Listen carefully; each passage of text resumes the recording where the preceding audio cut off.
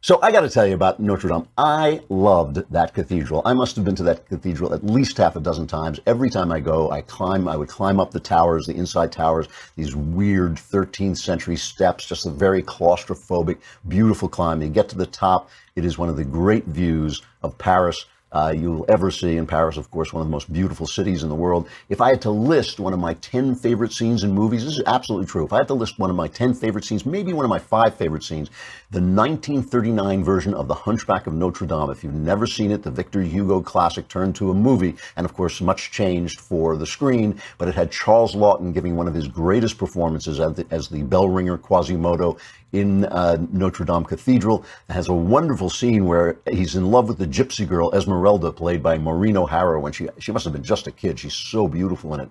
And they decide they're going to hang her outside the cathedral for witchcraft, and poor Quasimodo, this ugly little bent-over man, is watching from his perch in the tower of Notre Dame, and he swings down on a rope and he sweeps her off the scaffold where they're going to hang her, and he carries her back up into the cathedral, where by law they were not allowed to arrest her. And he holds up her body. She's fainted, and he holds up her body and shouts, "Sanctuary, sanctuary."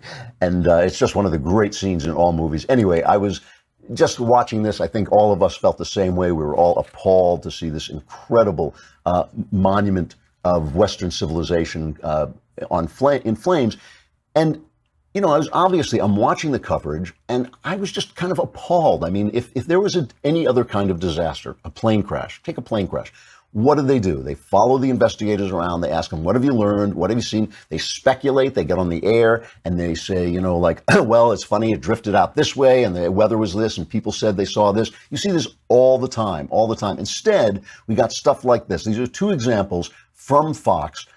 Shepard Smith, have I got that? Yeah. Was interviewing a right-wing media commentator in France, Philippe Carcenti. And here's the exchange between them. It's a big shock. I mean, this church was there for more than 850 years. Even the Nazis didn't dare to destroy it. And you need to know that for the past years, we had churches desecrated each and every week in France, all over France. So, of course, you will hear the story about the political correctness, which will tell you that it's probably an accident. Sir, we're not going to speculate here of the cause of something which we don't know. If you have observations or you know something, we would love to hear it. No, I'm just telling you something. What we need to be ready. No, sir, we're not doing that here. Not now. Okay. Not on my watch.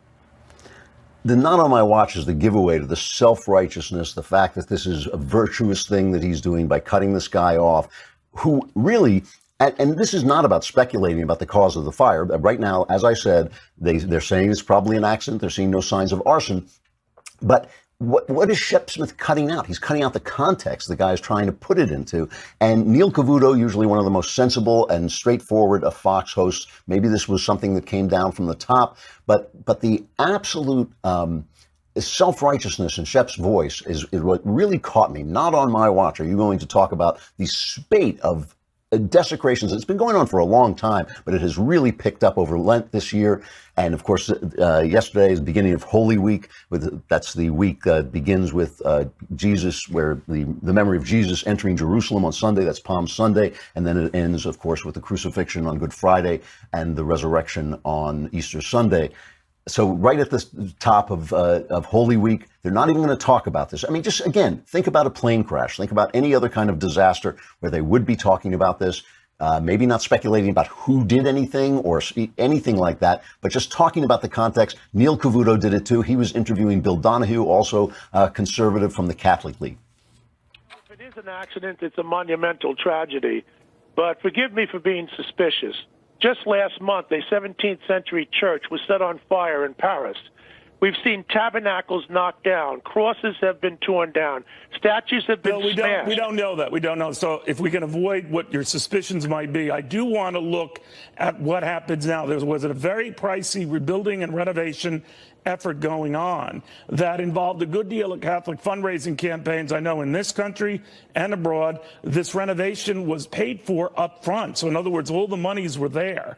And now I'm wondering how much more the Catholic Church commits to this, or do you think now they first want to get to the bottom of it? Well, first they have to get to the bottom of it, and they will rebuild it. There's no question about that. And certainly the Catholic Church will come up with the money for it. That's not even a question. But I'm sorry. I mean, when I find out that the Eucharist is being destroyed and excrement is being smeared on crosses, wait a minute, this Bill, is going on now. Bill, I love you, Bill, but we cannot make conjectures about this. Why? I mean, again, he's putting it in context. And again, you do not want to make conjectures, of course. You don't want to blame anybody for anything. You don't even want to say it's arson when you don't know. Nobody knows. And again, they're investigating right now. But since when? Since when does this kind of silence, this kind of pall of silence, since when is such a pall of silence imposed willingly on journalists? When do journalists not speculate? When do they not go after investigators? So let's talk about the context that these two guys were trying to put this in when they were cut off. So what are they talking about? You have not heard anything about this probably in American media. This is the other thing that gets me. It's not as if, oh yes, this has been all over the news, and what Shep and Neil Cavuto are saying is, yeah, we don't want to put that in this context. Nobody knows that this is going on, all right? So here, hunted down by yours truly on the internet, the Religion News Service. The Religion News Service runs this. Sometimes it's a cross of human excrement smeared on a church wall with a stolen communion host stuck at the four corners. Other times, a statue of the Virgin Mary lies shattered on the floor. Now and then, a fire breaks out in a house of prayer. Roman Catholic churches have increasingly come under attack in France, a country so long identified with Christianity that it used to be called the eldest daughter of the church. A recent fire, that's one of the people we're talking about, at Saint Sulpice, the second largest church in Paris, has shed light on a trend that has become commonplace in many smaller towns. These incidents get a brief mention in the press, complete with quotes from Catholics shocked at the sight of beheaded statues, scattered hosts, and sometimes a short video clip on national television. That's over there, but over here, you get nothing. Here's another piece from Breitbart, the Catholic hierarchy. This was linked to on CNN's religion site. The Catholic hierarchy has kept silent about the episodes, limiting themselves to highlighting that anti-Christian threat and expressing hope that politicians and police will get to the bottom of the crime. Reports indicate that 80% of the desecration of places of worship in France concerns Christian churches, and in the year 2018, this meant the profanation of an average of 2 Christian churches per day in France, even though these actions rarely make the headlines. And when you say rarely, they never make the headlines over here. The Vienna-based Observatory of Intolerance and Discrimination Against Christians in Europe, which was founded in cooperation with the Council of European Bishops' Conference, but is now independent, said there'd been a 25% increase in attacks on Catholic churches in the first 2 months of this year compared with the same time last year. The executive director, Ellen Fantini, told Newsweek, this is a Newsweek piece, that while in many cases the motive for the attacks was not known, France faced growing problems with anti-Christian violence, especially by anarchist and feminist groups. And then there's this, and this is from an Israeli paper. Just 3 days ago, a jihadi terrorist woman was sentenced to 8 years in prison by a French court for involvement in a foiled plot in 2016 to blow up the Notre Dame Cathedral with a car packed with gas canisters. That was 3 days before Notre Dame went up in flames. But it's like, faulty towers. We're not going to mention this. We're not going to mention any of this because we don't want anything.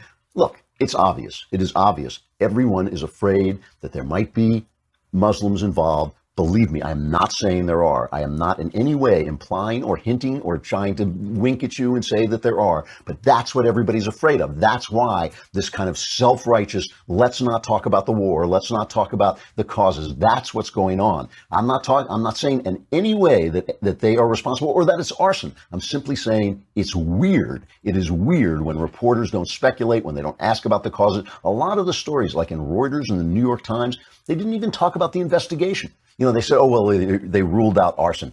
I don't think they can have ruled it out that fast. All I'm saying is they were afraid that someone would connect this to Muslims or Islamists, I should say, and that there would be reprisals.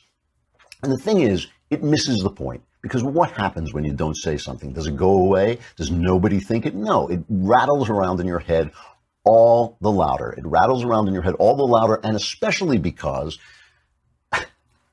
even at the worst, France is not suffering from Islamism. It's not suffering from Islamic terror. That terror has moved into a gap, the gap where Christianity used to be. Okay, that is the problem in France and in Europe in general, is that Christianity has moved out and something is going to move in. And that's what Douglas Murray was talking about in The Strange Death in Europe. When people convert to Islam, it's because it's the only thing on offer, because Christianity has lost its mojo, its confidence, and its belief.